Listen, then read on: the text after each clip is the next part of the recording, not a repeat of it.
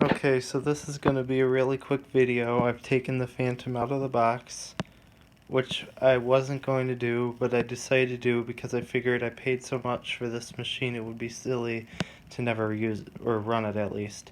It's not going to get used, but I am going to switch it on because I want to see what a Fantom sounds like after it's been sitting in a box for 22 years.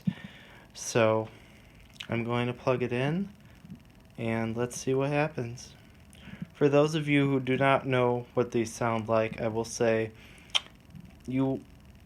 vacuum collectors usually can tell these just by hearing them, because this vacuum has a very distinct sound. It has a very low, deep, throaty sounding motor.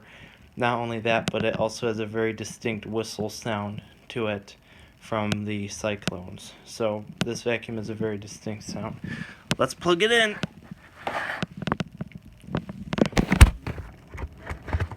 Alright, the power switch was not depressed, so that is good. So let's see what happens.